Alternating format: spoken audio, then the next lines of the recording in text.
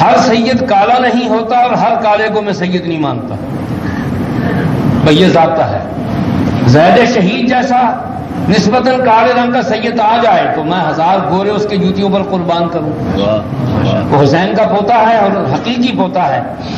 یہ اور بات ہے کہ رافضی ان کو امام نہیں مانتے، بلکہ اپنے لٹریچر میں انہوں نے لکھا ہے زید الکذاب، کذاب لکھا ہے۔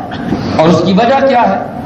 کوفے کی جامع مسجد میں حضرت زید شہید تشریف فرما تھا، اور وہ ابھی ہشام اور عبد الملک وغیرہ کے مقابلے میں جنگ کی تیاری میں تھے۔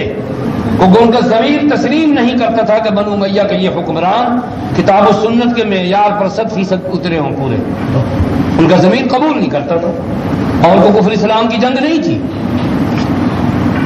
یہ عدل اور ظلم کی جنگ تھی۔ لوگ تعبیریں غلط کرتے ہیں، اس لیے حق اور باطل کا لفظ بولنے کے بعد پھر واپسی مشکل ہو جاتی کہ اب اس کا مطلب کیا بیان کریں۔ یہ موضوع لمبا اور خطرناک ہے مشاجرات صحابہ کا۔ مثلا جب کہہ دیا جاتا کہ حضرت علی حق پر ہیں تو اس کا مطلب یہ نہ نکلے کہ 55,000 صحابی باطل پر تھے، یہ کلمہ کفر ہے ہمارے نزدیک۔ اس کی تعویل کرنی پڑے گی کہ حق کا مطلب یہاں کیا ہے۔ تو حضرت زید کو کچھ لوگ ملنے کے لیے آئے، وہ چاہتے تھے کہ ہماری ڈھب پر آئیں، ہماری مرضی کے مطابق قدم اٹھائیں، جیسے ہم چاہتے ہیں ویسے ہو۔ جیسے انہوں نے حضرت عثمان غنی کے دور سے لے کر حضرت حسن کو دھوکہ دیا، حسین کو دھوکہ دے کر بلوایا اور بے گناہ مروا دیا، تباہ کرا دیا پورا خاندان ظالموں نے۔ حضرت علی کے ساتھ فریب کیا، مرید بھی بنے، سپاہی بھی بنے، ملازم بھی بنے، وفاؤں کے عہد بھی اٹھائے، لیکن جب وقت آیا تو ان سے بڑا غدار کوئی ثابت نہ ہوا۔ وہ روزانہ ہر جمعے کو ہر دوسرے چوتھے خطبے میں کہتے تھے کہ قاتلکم اللہ ملأتم صدری قیحا، خدا تم کو تباہ کرے، تم نے میرے سینے کو غم کی پیپ سے بھر دیا ہے۔ اور آگے فکرہ مجھے یاد ہی فرماتے تھے کہ میرا دل چاہتا ہے میں معاویہ کو پیغام بھیجوں، میں تم کو تنخواہیں بھتے دیتا ہوں، سامان دیتا ہوں، روزینہ دیتا ہوں، اور تم مجھ سے وفا نہیں کرتے۔ اور معاویہ اپنے سپاہیوں کو تھوڑا سا بھتہ، تھوڑی سی تنخواہ دیتا ہے، وہ اس کے ساتھ وفا کرتے ہیں۔ میرا جی یہ چاہتا ہے کہ تم میں سے 10 نالائق معاویہ کو دے دوں، اور اس کے جفات و تغام جو بدو قسم کے سپاہی ہیں ان میں سے ایک لے کر 10 تمہارے بدلے میں ایک لے کر تم 10 کو میں صدقہ کر دوں، تم سے جان چھڑا دوں۔